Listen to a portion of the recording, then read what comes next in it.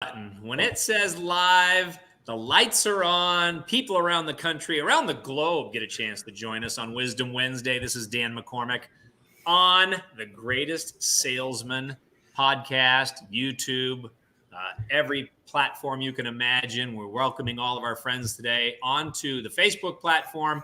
Got a great friend, have a fantastic, truly one of the greatest salespeople in the world. I know him well. There should be some terrific nuggets throughout our broadcast here today. If you're new to the Greatest Salesman podcast, it's every Wednesday at 2 o'clock. You can see it on YouTube. You can see it on Facebook Live. And next week, we will go early one day. We'll be Tuesday at 2 o'clock due to travel schedules. And just very, very happy for those that get a chance to listen to the Greatest Salesman podcast. If you're new to the Augmandino Company or the book, The Greatest Salesman, let me just say this. When it was first dedicated from W. Clement Stone, he talked about how this book was a unique living philosophy for success, which motivates and guides countless thousands of individuals each year to discover greater happiness, good mental and physical health, peace of mind, power, and even wealth. And it is my thrill today, as you join us, feel free to leave your comments, ask questions for my guest. Please feel free to share, like, review. It is going to be a lot of fun to welcome my friend to the Greatest Salesman Show. He's David Moses from Toronto, Canada. David, how are you? Doing fantastic, Dan. This is a great thing to be doing an interview with you. It is. It is awesome. I mean, I think we met in 1992. 1993, Palm Springs, California. Palm Springs. I'll never forget. Well, before you go there, yeah, I love to give our listeners kind of a value proposition out the gate. You're the greatest salesman in the world. Your Facebook page even says that your team has produced billions of dollars in revenue. You have had an unbelievable journey.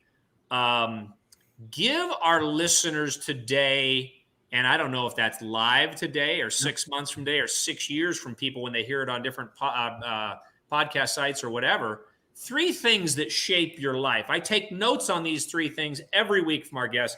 Give us 3 things, David, that shape your day, shape your life, so to speak. Well, I got to tell you, I've been thinking about this.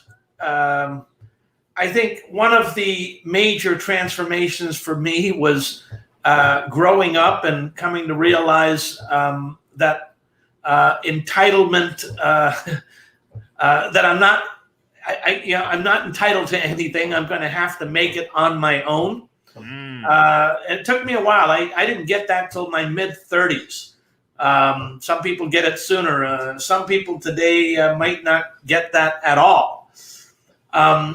I think another major component for success is persistence, staying focused. But I think really the power, really learning and understanding the power of our mind, what we're capable of when we harbor the correct thoughts, and thus the actions will follow that.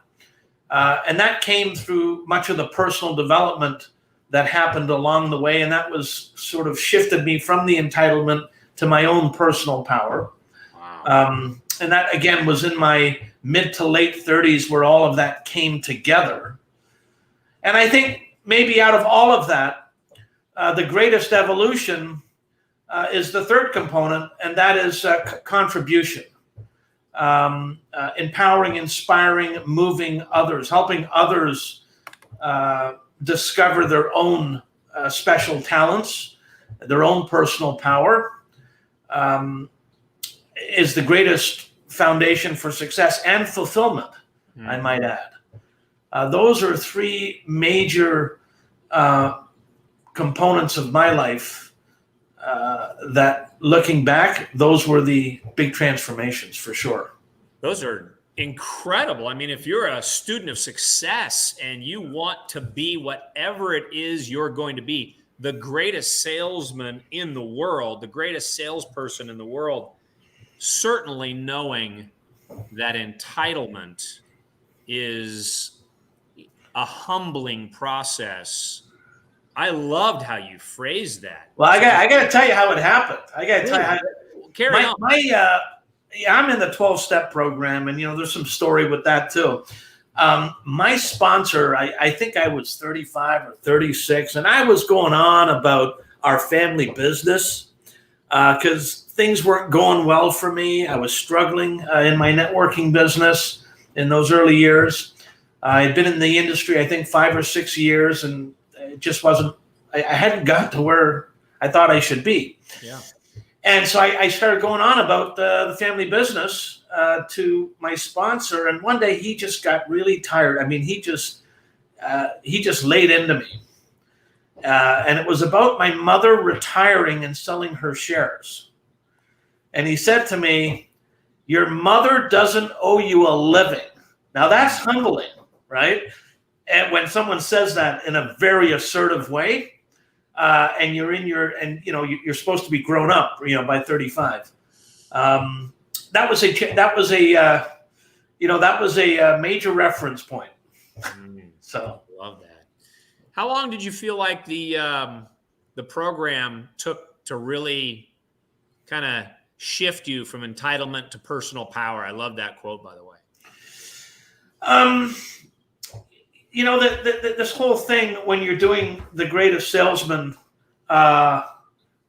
process and of course the 45-week program, the greatest secret, and you're doing the scrolls, you are reprogramming your subconscious and your thoughts by repeating very specific phrases and words that change specific habits, putting you on the trajectory for success. And it's something that you can't really measure each day, each hour. Like you don't see the transformation happening, but you wake up one morning and you find that you're transformed. For me, it took a few years, right? It took a few years, to come into full bloom. Yeah. But by age 37, 38, boy, I'll tell you, it's just been a rocket ship trajectory up. Everybody wants success. Few people are willing to face what you faced. It's rarefied air to be the greatest salesman that you are, to go from entitlemania to personal power. I loved how you gave us point number 2, the power of the mind and contribution. So those are 3 extraordinary things I'm going to come back to. But let me now shift and say, you and I met nearly 30 years ago. I want to say 25, 30 years ago now. Tell the story. Why don't you tell the story? Yeah, I was 3 years into network distribution. It was brand new. I wasn't quite making a full-time living at it, but I had a little taste. I had a couple of checks, and our company was in trouble. So many of them. There's so few good companies. And we got bought out by the company that you were the number 1 earner in. And so we were invited from Canada to Palm Springs, California for a big event. And I'm standing at the back of the room. There's 700 or 800 people in this Marriott or wherever we were in a ballroom. And that company put on a show that was it was just nailed. And you were the last person to get on stage and do a testimonial. And I didn't know much about storytelling in those days, but you put out a 45-second testimonial that made my hair go. You see how my hair's gone back like that? That's from your testimonial in 1990, right? The hair was standing up on my arms, and I said, I want to do that. I want to learn how to do that. And I endeavored to follow you as much as I could and called you up, and you were very open to sharing some of your wisdom with me, even though we weren't on the same team. And we've been friends ever since. Yeah. We've been friends ever since, and it's been, I would say, probably one of the most significant relationships in my business career. Well, thank you. Yeah, same, equal. I mean, every time we get on the phone, we hardly can get a word in because we're so fired up for each other, and the journey, whether we're talking about grandkids or you going to Israel or me coming to Idaho. And neither one of us had kids back then. No, exactly. Right? Exactly. Right? So then we had kids, and now it's grandkids. I mean, wow. I got a second one on the way, speaking of grandkids. Yeah. So now, being that as the ambassador to the Augmandino Company, we always challenge people. We say don't read books. You read magazines. You study books. You studied this book. You have the journalized version in your hand. Why don't you show us that journalized version, the greatest secret in the world? That's the scrolls. You mentioned storytelling. Nobody tells a story better than Augmandino. Well, if you look at this book, you'll notice that the pages are very yellow. My success recorder is there, where I'm recording my journey each week. And I would say, some of the key points for me, and maybe the scroll that had the greatest impact, was the scroll marked 3. And this is a scroll that I'm trying to keep the pages. I'm trying to keep the pages together. They're falling out. But the scroll mark 3 is, I will persist until I succeed. And there's about maybe a half a dozen, eight paragraphs within that scroll. It's about roughly 2 pages. So you can read it in a matter of 60 seconds, a minute and a half. But each of those paragraphs provides a very, very strong anchor with very colorful words that have depth, that provide imagery. As you're reading those paragraphs, you're seeing images in your mind. Those images are branding and anchoring the concepts. And then at the end of the scroll, you again repeat, I will persist until I succeed. And the way Augmandino writes is that each of those paragraphs and the wordings that he uses, it just has a way of, you do it 3 times a day, right? Morning, afternoon, and then in the evening, 5 days a week for 6 weeks. Yeah. That's going to transform your thoughts, your mind, your subconscious. And those anchors are still here to this very day. And I did this 20 years ago. Right. And had it not been for persistence, that one specific scroll, and there's so many others, we're the greatest miracle in the world, and I will greet this day with love in my heart, having the right mental attitude when you approach people and so forth.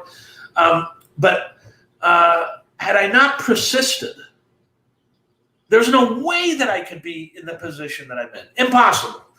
And there was 100, if not 1,000 moments where I could have justified quitting and going back to a regular job and just being a 9-to-5 person working for somebody else. 1,000 times that could have happened.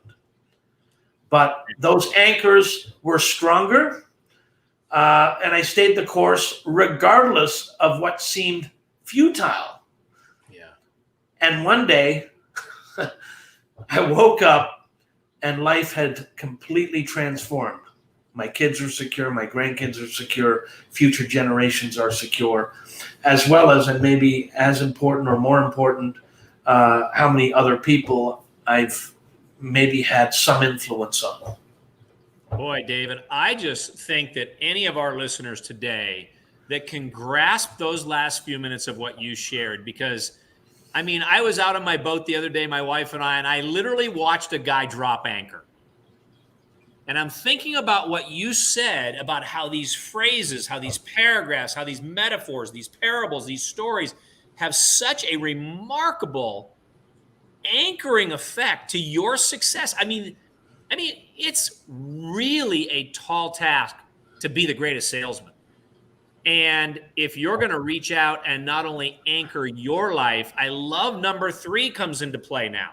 But because you did that, your contribution, like you said, it wasn't your mom's responsibility for your success. It's not your responsibility for your children and your grandchildren. While they have security, they've got to find that anchor as well.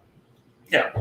Well, I go back, and I have to say I had to not struggle with it, but my daughter just got married in New York. She got married at 26. The husband's 29, top of his class, lawyer, 97% percentile, and so forth. And I'm very proud of that because I didn't do much in school. Yeah, neither one of us. So I like to brag about it. Exactly. But he doesn't know how to make money yet, right? So he's learning, and he's had some jobs, and they've been struggling. And I talking with the father-in-law, it's like, how much do we help? But I don't want to help too much because in the end, teach a man how to fish, feed him for a day, or give a man a fish, feed him for a day, teach him how to fish, feed him for life. I want them to learn how to fish, how to do. But then I go back to when I was 30, and you know what? During my hard times, my mother was there paying off some bills. My wife went to my father-in-law a couple of times. It's very humbling to say that when you're in your 30s. But they helped us through the tough times as this process was taking place. Yeah. I think that, let me just pause for a minute and thank everybody that's going to be joining us. Whether you come in late, you can hit a hashtag replay if you're watching. If you have questions or comments, feel free to comment. David and I are friends now for 25, 30 years. We have really shared an unbelievable journey. He has just produced at such an iconic level in the world of direct selling. It's just awesome. So I'm going to ask my producer to put up on the screen what we're trying to do and why we do the Greatest Salesman podcast each and every week is simply here to assist you. It's called Pay It Forward. It's what 52 years ago Og dreamed of when he wrote The Greatest Salesman. So if you'll just go to habitfinder.com/act now, and we'll put that up on the screen here. Take the assessment, measure your thoughts, find out if your thoughts are aligned with what the principles that Og's teaching are. So you can take that free assessment. I mean, shoot, it's about a $99 value. We're giving it to you for free. And I know, David, you've done that. I did it. Yeah. It was very revealing, Dan. It was for very me. Revealing. It's doubt actually brilliant. Yeah. It's quite awesome. So I want to jump back to something you said because, when Og wrote the book, he said on the audio that his life was 10 years of a living hell. And that's because the bottle had more power over him than his mind had over the bottle. And when he wrote that first scroll, today I begin a new life. I shed my old skin. It's an unbelievable thing. I want to know for you, because when I first picked this up, I thought, okay, easy reading, going to be a breeze. But Og actually says at the beginning of the book, you're going to get about 75-1 odds that you'll do the scrolls the way he outlined. Yep. 75-1 odds. That's a tall task.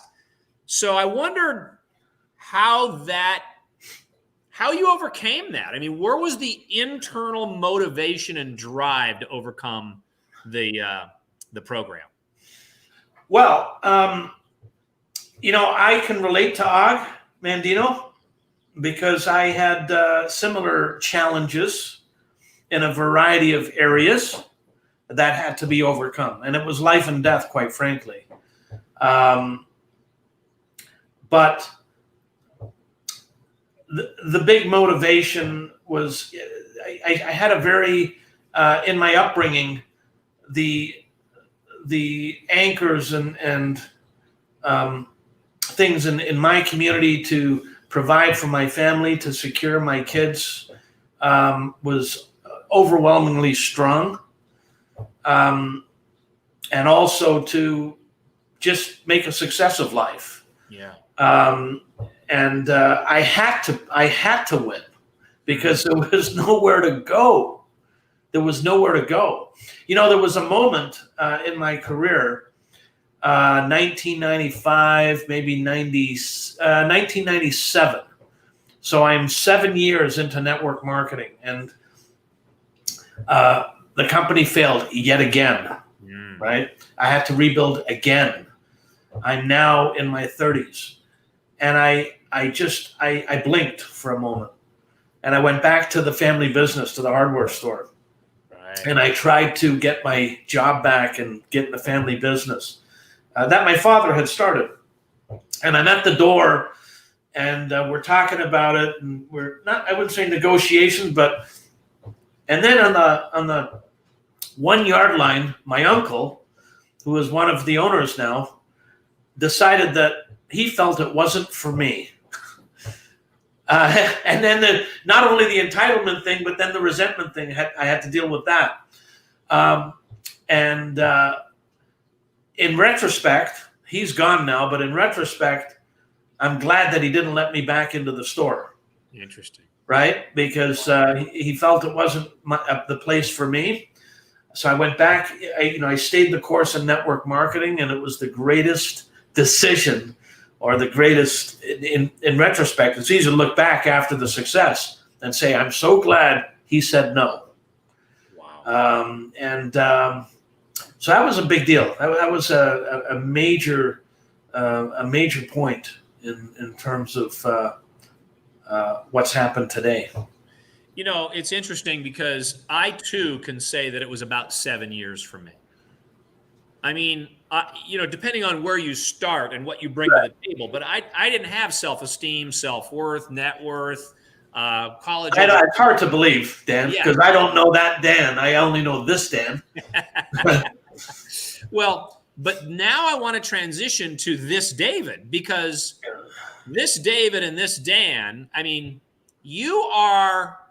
over my years and we're on the phone regularly. Yeah. But when I ask you about over the years now, I know things might be a little more focused for you now on the product side of life. But I would ask you about products, and you're really more into opportunity systems. And it's interesting that Og says, how much, I'm paraphrasing in one of the scrolls where he says, how much can you make giving the same speech 1,000 times? And essentially, you're on go every time I call you for selling the dream and the life of opportunity. How do you think that got instilled in you? Because it's really an automatic muscle for you. I know. I ask people, a lot of people, when they first get into the industry, the only reference point they really do have is a product, because they don't know how to project and cast a vision, any vision, right? Vision for the company, a vision for our business, a vision for lifestyle, for time freedom. That's a skill. It's an art. It's something that you learn. Right? I learned how to storytell from you and from some of our associations, and I didn't really understand the power of that. But I practiced and became good at it. And I understand this about human nature. Every person, without exception, given the opportunity, given the training, given that they believe that they could acquire it and that they're going to be supported and coached and mentored and so forth, would want time freedom, a royalty income, or let's just call it absolute security. Mm-hmm. They would want the best for their kids and their grandkids. I mean, those are all givens. And so the only thing that makes the difference I think for people, it's not the ingredients in the product. They think it is because it's the only reference that they have. Right. But given that everybody wants that, then one has to master the skill to project that and have that other person feel really good about it, that I can do it, right? I can acquire the skills. I can master the art. And the best way for a person to get that is to really know that your story. A lot of people look at me today and say, I could never be like you. And then when I tell them where I came from, right, where I've been, they can't believe it. Like, how would that be possible? Right? And I'm going to go out on a limb here, David, and I'm going to guess that thousands of people on your team, thousands that have heard you speak before, will have not heard this David Moses. There are a lot of things that people don't know. They see the stage presence, they see all of that, but they don't know about the 4 rehabs in the 90s, right?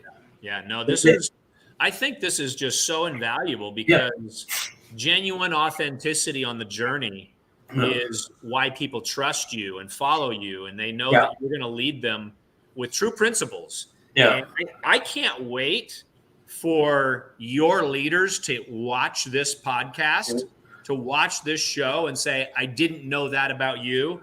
I can't wait for your leaders to say, hey, I'm going to start rereading that again. If I'm going to go to the top, maybe I need a reset. This is always in my mind every morning. It just happens to be scroll 2 for me because I grew up without love in my heart. I didn't know what love even was.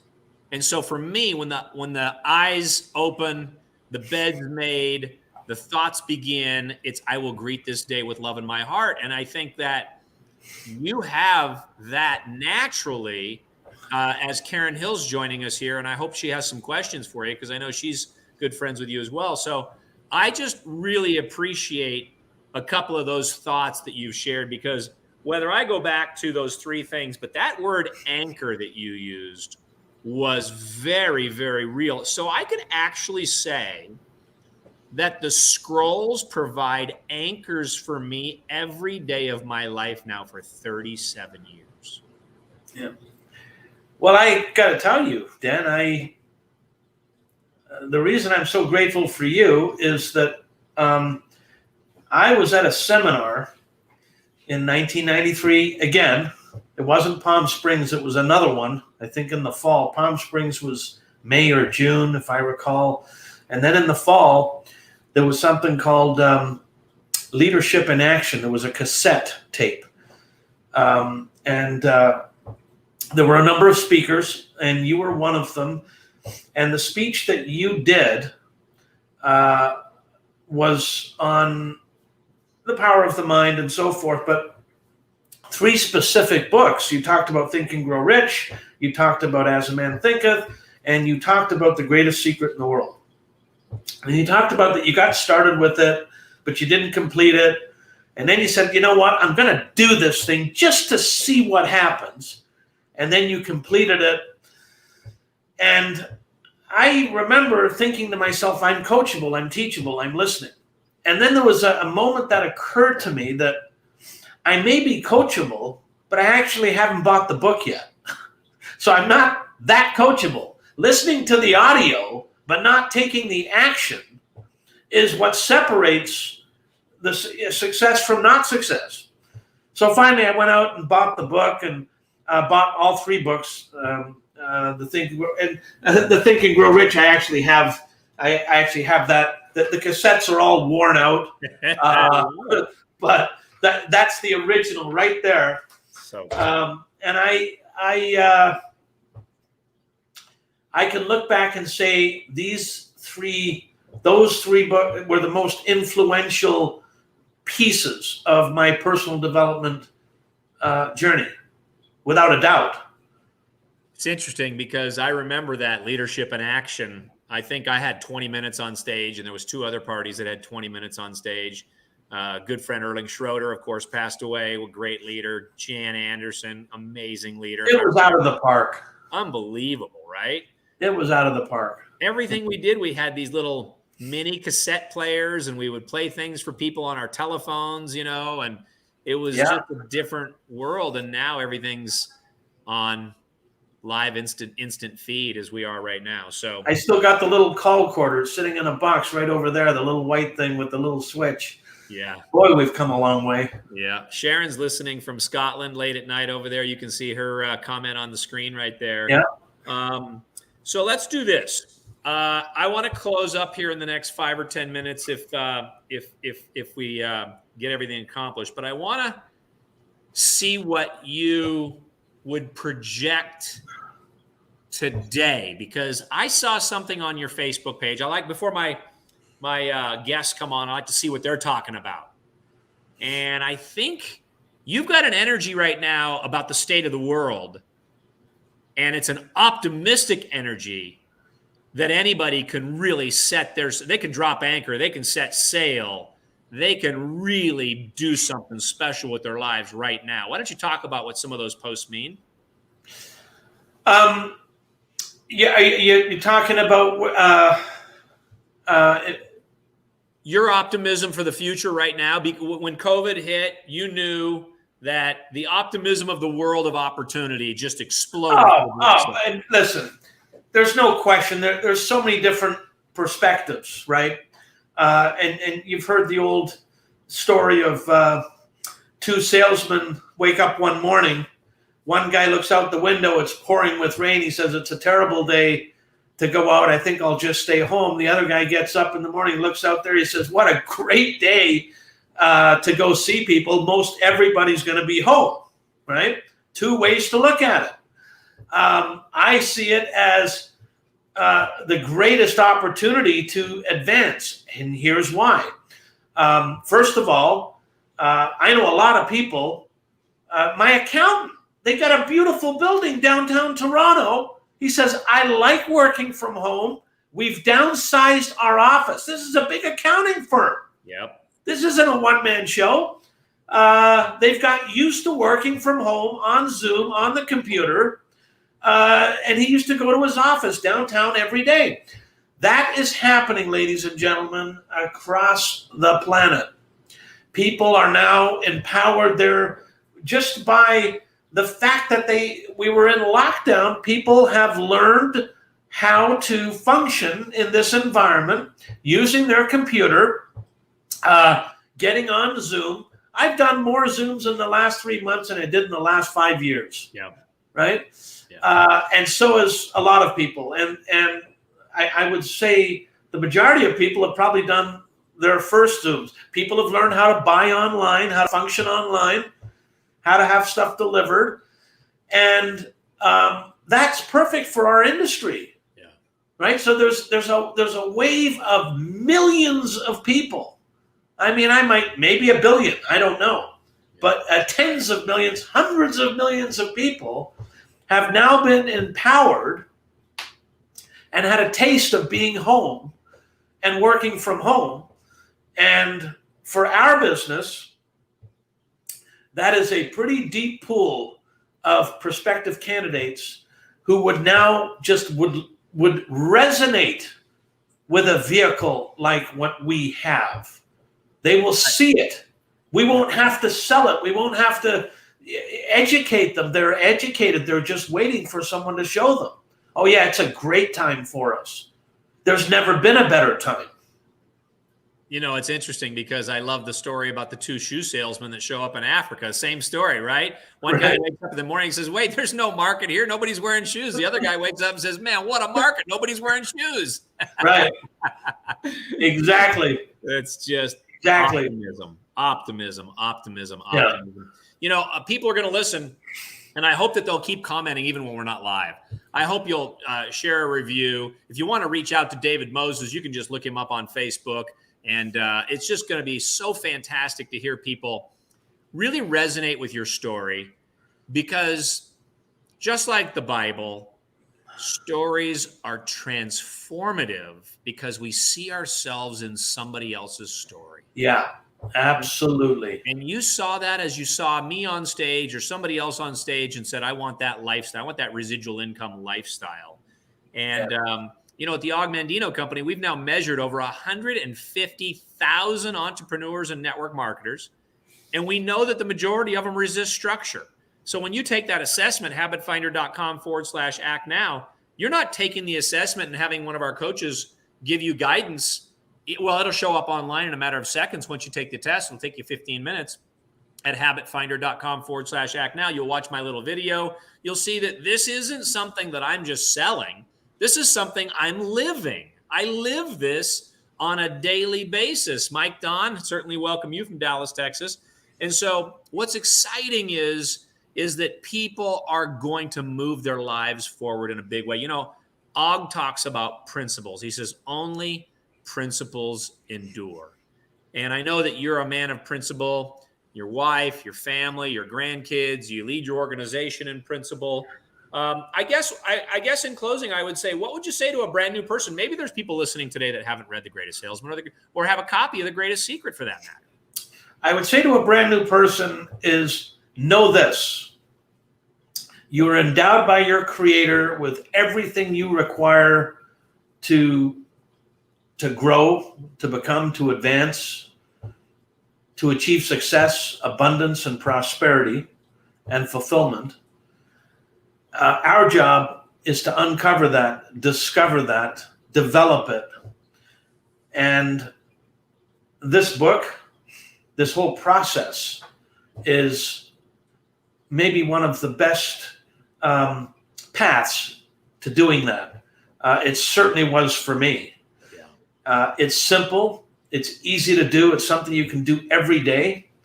And you will start to notice the difference, week after week, month after month, a year later, you'll look back and you'll already be transformed from the mindset that you had at whatever level you're at. And there's no, there really is no ceiling to how far you can go. And you should know that. No matter what anybody's told you, no matter what you've experienced, no matter how many challenges, how many difficulties, every one of them, by the way, is a prerequisite for success. You have to have them, so embrace them. And in retrospect, you'll look back and realize that those are the moments that made you and that set you up to be someone who could train, inspire, motivate, move, and uplift others.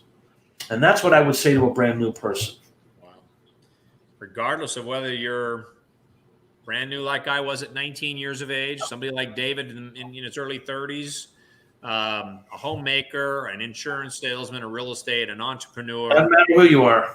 Doesn't matter who you are. Yeah, my gratitude for you as a friend, number one, your contribution here today.